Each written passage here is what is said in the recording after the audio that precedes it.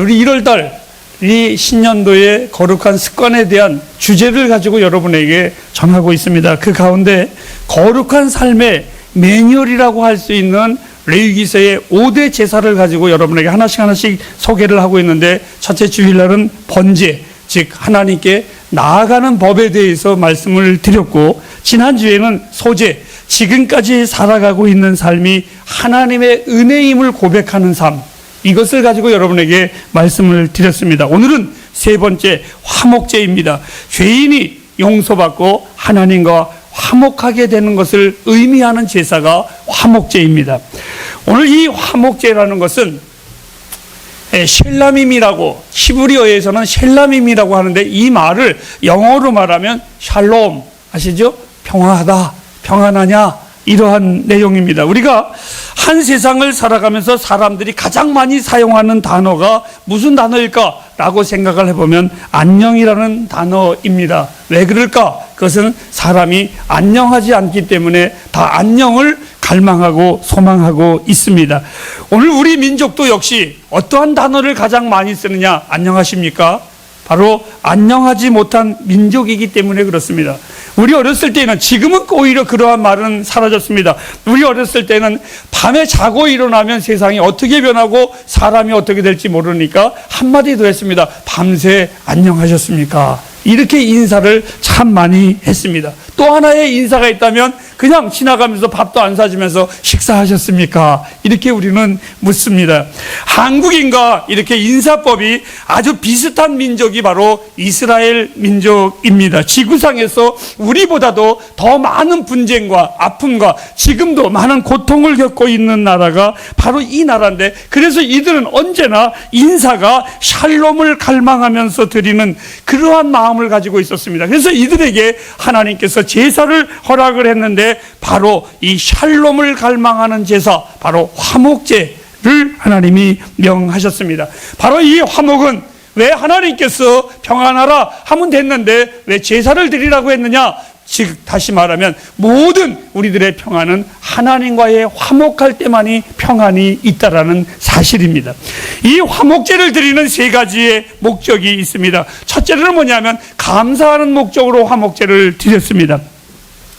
죄로 죽을 수밖에 없었던 나를 위해서 십자가의 죽으심으로 원수가 된 나와 그 하나님과의 관계의 사이를 화목하게 하게 해주신 그 주님의 은혜를 감사하여 드리는 또 다른 이름에 있다면 그것은 바로 감사제라고도 합니다.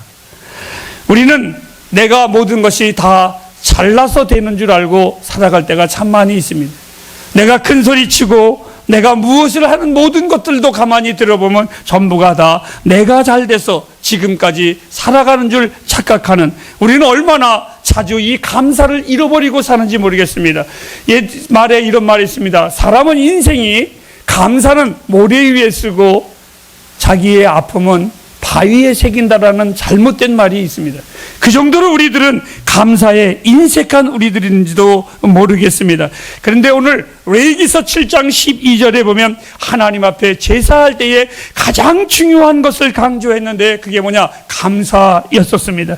우리가 아무리 정교하고 잘 짜여지고 그리고 화려하게 예배를 드린다고 할지라도, 또 천천의 제물을 하나님 앞에 드린다고 할지라도 감사함이 없다면 그것은 다 헛된 것뿐입니다. 감사 없는 예배가 예배입니까? 아무리 잘 짜여지고 아무리 화려하다고 할지라도 그 모든 것에 진정한 감사, 이스라엘 백성들이 애굽에서 출애굽하고 그 출애굽을 통해서 광야에 나와가지고 광야에서 홍해에 들어가는, 그리고 홍해를 건너고 그 모든 것을 건너가면서 요단강을 건너가 그 가나안 땅에 제일 먼저 들어갔을 때에 이들이 했었던 제사가 있었는데 그 제사가 뭐냐? 하나님께서 화목제, 즉 감사 제사를 그들이 드렸습니다. 두 번째입니다. 하나님께서 이들에게 화목제를 드리라는 의미가 있는데 바로 서원입니다. 지난 주일날 우리는 김 목사님을 통해서 아침에 이 서원에 대해서 많이 들었습니다. 하나님의 은혜 앞에 나의 반응은 과연 무엇일까? 내가 하나님 앞에 받은 은혜가 있는데 그 은혜에 대한 나의 삶의 반응은 무엇인가? 우리는 인생을 살다가 보면 어려운 일을 당할 때에 우리는 서운하게 됩니다. 하나님, 이번 일만 나를 고쳐주신다면, 그리고 내가 아플 때에 하나님 나를 낫게만 해주신다면, 이 위기만 벗어난다면 우리는 소원대로 하겠습니다. 내가 이렇게 살겠는데 그 약속대로 하나님 내가 살겠습니다. 우리가 소원을 할 때에 두 가지를 꼭 기억하시기를 바랍니다. 어떤 거냐? 하나는 함부로 소원하지 마시기 바랍니다. 아무 뜻 없이 소원하지 마시기 바랍니다. 반면에 또 하나는 신앙생활을 하면서 소원을 한번 제대로 못 해보고 사는 인생도 그건 문제일 겁니다. 오늘 제대로 주님을 한번 섬겨보며 살겠습니다. 이건 참 좋은 소원입니다. 하나님, 내가 하나님의 은혜를 받은 나의 삶 속에 내가 이렇게 하나님의 은혜를 받았는데 이 은혜를 내가 이렇게 한번 갚아보겠습니다. 이러한 소원은 굉장히 아름다운 소원입니다. 창세기 28장에 보면 야곱이 베델 들판에서 돌아와서 이렇게 말을 했습니다. 하나님, 어느 날 나에게 다시 이곳에 돌아오게 하면, 이 들판에 다시 돌아오게 하면 이곳을 하나님의 성전으로 내가 만들 것이고, 그리고 내가 돌아다니는 모든 기간 동안에 하나님이 나의 삶에 풍족한 열매를 채워주신다면, 나로 배가 고프지 않게 하신다면, 내 삶의 모든 염려를 하나님께서 책임져 주신다면 반드시 내가 하나님 앞에 10의 1조를 드리도록 하겠습니다. 바로 이것이 서원제입니다. 그리고 한나가 사무엘상 1장에 이렇게 말합니다. 하나님이여, 나의 눈물과 아픔이 있었지만 하나님이 나에게 아들을 주신다면 이 아들을 내가 마음 놓고 키우고 내가 원수를 갖겠습니다가 아니라 하나님 앞에 다시 드리겠습니다. 그리고 그 여인은 그것을 지켰습니다. 우리 교회가, 햇불교회가 이곳에 예배 드리기 전까지 우리는 참 아름답게 예배 드렸습니다. 어느 한 집사님, 우리 유은혜 집사님이 어느 날 갑자기 당신이 하나님 앞에 서운한 것이 있었습니다. 하나님, 나의 아픔 속에, 나의 모든 삶 속에 이렇게 해주신다면 내가 하나님의 교회 앞에 이렇게 헌금하겠습니다. 강요하지 않았습니다. 집사님은 그것을 정확하게 이행하셨습니다. 그리고 우리들은 놀라운 것은 그 누구도 알지 못하는 그 순간에 모두가 다 한 집사님의 서원이, 그리고 한 집사님의 서원의 약속대로 우리 성도들을 한결같이 다 하나님께 함께하여 이 교회가 그 누구의 공로가 아닌 우리 모두와 하나님의 은혜 속에서 지금까지 예배를 드리고 있습니다. 이 하나님 앞에의 서원은 얼마나 아름다운 건지 모르겠습니다. 여러분들은 인생을 살면서 하나님 앞에 어떠한 서원을 하고 계십니까? 이제 세 번째는 첫 번째와 두 번째와는 다른 좀 재미있는 독특한 이 제사의 그 목적이 있었습니다. 다른 제사는 다 의무적입니다. 하나님이 이렇게 해라 했으니까 해야만 됐습니다. 그런데 이 화목 제사는 자원하여서 드리는 제사입니다.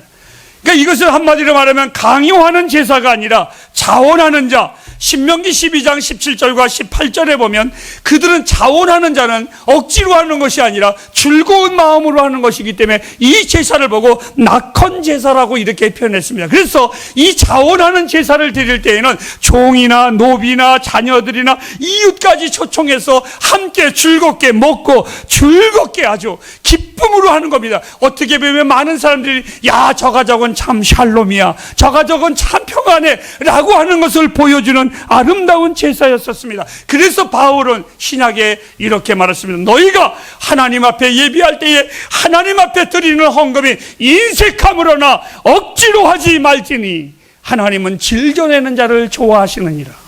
여러분, 바로 이것이 서원제, 아니 이것이 바로 화목제사입니다. 그리고 이 제사는 또 하나의 특징이 있습니다. 나를 살게 하신 그 하나님의 은혜 앞에 오늘 우리 집사님이 간증하셨듯이 바로 간증을 하는 것입니다. 너무나 즐겁고 너무나 복돼서 내게 베푸신 주의 은총을 내가 어떻게 갚을고 서원합니다. 그 은혜에 감사합니다. 그리고 서원도 합니다. 나의 남은 삶을 이제는 내가 주를 위하여 온전히 살겠습니다. 그리고 하나님의 그 넘치는 사랑 앞에 기쁨과 즐거움을 표현하는 제사, 이 제사가 바로 화목제입니다. 모든 제사가 그렇지만 이 화목제는 특별히 더 강조합니다. 모든 제사가 다 하나님 앞에 드려지는 겁니다. 그런데 유독 이 화목제만큼은 아주 이 강조가 굉장히 많이 나와 있습니다. 우리 한번 1절을 다 같이 한번 보도록 하겠습니다. 1절 시작. 사람이 만일 화목제의 희생을 예물로 드리되 서로 드리려거든. 여기 보니까 여호와 앞에 드릴지니, 그리고 6절을 또 한번 보도록 하겠습니다. 시작. 만일 여호와께 예물로 드리는 자는, 자, 또 한번 보실까요? 7절 말씀을 보겠습니다. 만일 예물로 드리는 것이 어린 양이면 그것을 여호와 앞으로, 또 한번 보실까요? 12절입니다. 자, 만일 예물이 염소면 그것을 여호와 앞으로 끌어다가, 즉 사랑하는 여러분, 여러분들이 헌금을 하는 것, 여러분이 예배하는 것, 내가 한번 드려주는 것이 아니고 내가 그냥 한 푼 던져주는 것이 아니라 그 모든 것이 내가 이것을 드림으로 우리 목사님이 잘 먹고 잘 살 거야, 우리 목사님이 염려가 없을 거야, 그런 의미의 헌금이 아니라 이 모든 것이 여호와 앞에서 하나님 앞에 드려진다는 걸 잊지 마십시오. 여러분이 행하는 모든 것이 하나님 앞에서 하는 겁니다. 그리고 이 제사의 또 특이한 것은 번제물과 같이 안수합니다. 하나님, 내가 이 헌금을 하나님 앞에 바칩니다. 그런데 이 헌금만이 아니라 이 헌금을 바치는 대신에 나를 바치는 것입니다. 화목제는 제물만 바치는 것이 아니라 나를 바치는 겁니다. 내가 없는 예배, 내가 드려지지 않는 예배, 내가 드려지지 않는 헌금, 내가 드려지지 않는 헌신, 이것은 아무것도 아닙니다. 정말 아무것도 아닙니다. 하나님은 여러분의 돈, 여러분의 어떠한 행위를 원하시는 것이 아니라 여러분을 원하시는 하나님이십니다. 제가 왜 목사가 됐는지 아세요? 여러분의 기도를 잘 하셔야 됩니다. 에피소드입니다. 어린 시절 은혜를 받고 하나님 앞에 감사 헌금해야 되는데 헌금이 없었습니다. 나는 아껴서 그 10원짜리 종이돈을 쓰면은 안 돼서 걸어오면서까지 헌금을 하려고 했는데 내 친구가 큰 돈을 헌금하는 것을 보고 제 마음이 부끄러웠습니다. 그래서 그 헌금 시간에 글을 써놓고 예배가 끝난 후에 이렇게 했습니다. 헌금함 속에 편지와 함께 넣습니다. 하나님, 내 헌금은 친구 거보다 작지만 하나님, 나를 바칩니다. 그리고 헌금함 위에 잠깐 앉아 있었는데 그것이 그만 이 목사가 돼버리고 말았습니다. 사랑하는 여러분, 참 재미난 내용이 나옵니다. 오늘 이 성경에 보면 암컷, 소를 드리고 그 다음엔 양도 드리고 그 다음에는 염소도 드립니다. 참 특이한 것은 새는 등장하지를 않습니다. 왜 그런 줄 알고 계십니까? 이 제사는, 화목제는 특이합니다. 다른 제사는 다 하나님께 드리는 건데 이 화목제사는 그 제물을 세 부류로 나눕니다. 어떤 것? 하나는 하나님 몫으로 가지고, 또 하나는 제사장의 몫으로 갖고, 또 하나는 함께 예배하는 성도들의 몫으로 나뉩니다. 그런데 양과 염소와 소는 나눌 수 있지만 새는 그거 한 점도 안 되는데 나눌 수 있겠습니까? 그래서 하나님이 이 새에 대한 이야기를 하지 않았습니다. 또 재미있는 것, 번제는 무엇만 드리라고요? 수컷만 드리라고 그랬는데 이 화목제는 남녀의 구별이 없습니다. 우리 모두가 다 하나님 앞에 드려지는 거룩한 화목의 제물이 되길 주님의 이름으로 축복합니다. 이제 화목제에 대해서 대충 여러분에게 어떠한 제사라는 걸 말씀을 드렸습니다. 하나님께서 2021년 우리에게 원하시는 당신의 거룩한 성품, 첫 번째 주시는 하나님의 의미는 따라 하실까요? 하나님과 화목하십니까? 하나님과 화목하십니까? 사람들은 하나님과 화목을 대부분 원하지 않습니다. 자기 마음대로 살기를 원합니다. 왜요? 죄의 강팍함 때문에 그렇습니다. 그런 우리를 하나님께서 화목제물로 예수 그리스도를 보내주셨습니다. 바울은 이렇게 말했습니다. 로마서 5장 1절에 주님으로 더불어 하나님과 화목하라. 진노받아서 멸망받을 수밖에 없는 우리를 위해서 주님이 화목제물이 되어주셨습니다. 하나님과 우리와의 영원한 중보자 예수 그리스도. 사랑하는 햇불가정 여러분, 다시 한번 묻습니다. 하나님과 화목하십니까? 우리는 그 어떤 것보다 하나님과 화목해야 합니다. 그 어떤 것보다 하나님과 정말 화평해야 됩니다.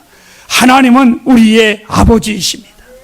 나는 나의 육신의 아버지를 참 좋아합니다. 나의 육신의 아버지는 나의 즐거움이었었고 나의 힘이었었습니다. 그러나 이 육신의 아버지는 때가 되면 내 곁을 떠나지만 나의 하나님은 영원한 아버지이십니다. 이 하나님과 화목하는 삶, 이 자체가 축복이고 힘이십니다. 두 번째입니다. 하나님과 화목을 했으면 그 화목한 삶을 누리는 삶을 살기를 원하십니다. 로마서 5장 12절 말씀에 하나님과 화목한 자는 즐거워한다고, 다른 사람을 불안하게 하지 않습니다.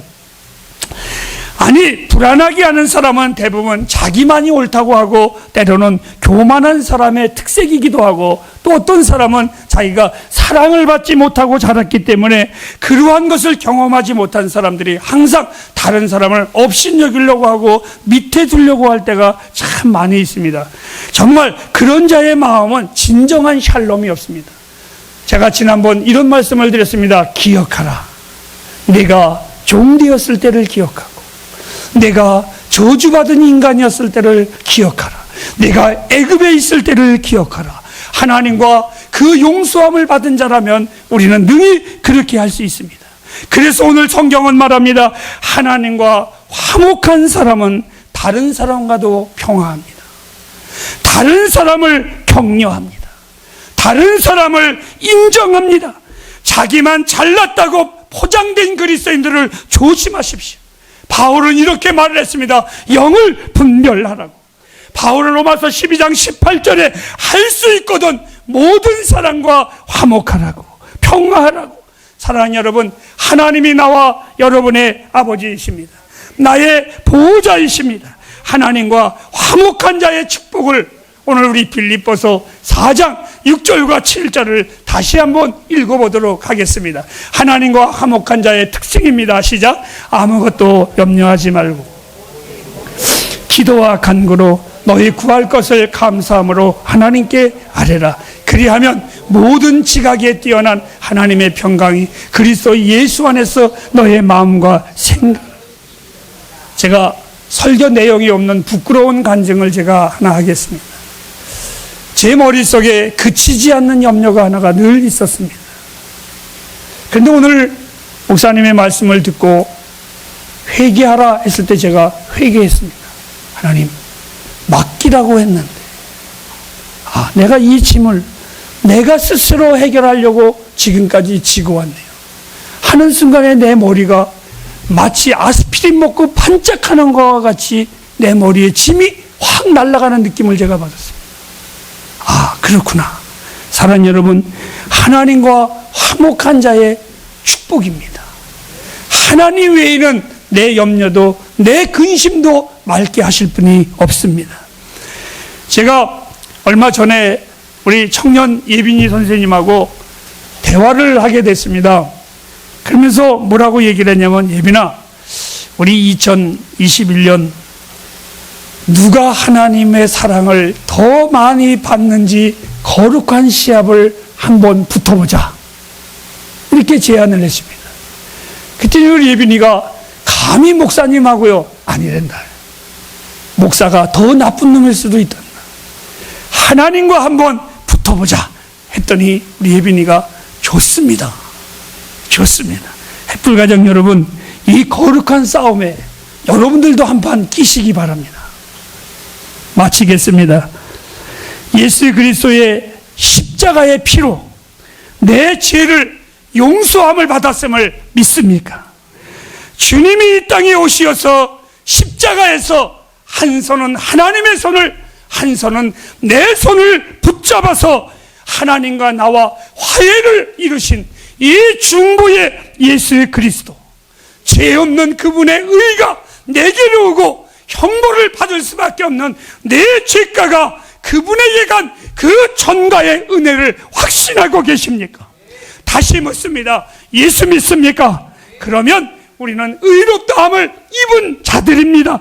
누구 때문입니까? 예수님 때문입니다. 바울은 말합니다. 그리스도로 말미암아 하나님과 더불어 화목하라고. 인간은 결코 하나님과 화목이 없이는 평강이란 없습니다. 여러분이 무엇이 평강하게 할까요? 하나님과 화목할 때만이 평강합니다. 이 평안이 우리 안에 거할 수밖에 없습니다. 요한복음 14장 27절 말씀에 내가 너희에게 평강을 주노니 이것은 세상이 주는 것과 전혀 다른 평강이라고. 로마서 12장 18절 말씀에 할 수 있거든 너희로서는 모든 사람으로 화목하라고. 마태복음 5장 9절에 이런 말씀이 있습니다. 화평케 하는 자는 복이 있나니 그가 하나님의 아들이라 일컬음을 얻을 것임이라. 여러분, 화평케 아니하고 마음을 아프게 하고 속썩이고 이간질하는 것은 평가할 때 이렇게 하십시오. 하나님의 아들이 아니구나. 하나님의 자녀는, 하나님과 화목한 자는 그런 것입니다. 2021년 하나님이 우리에게 요구하시는 거룩한 습관 따라합시다. 하나님과 화목한 삶입니다. 주님을 볼 때마다 나로 하나님과 화목해 하신 예수 그리스도의 그 화목의 정신, 이 정신이 우리 햇불이 평생 추구할 정신이 되기를 축복합니다. 설교를 마치면서 묻습니다. 사랑하는 햇불 가정 여러분, 세상과 친밀하십니까? 아니면 하나님과 화목하십니까? 기도하겠습니다.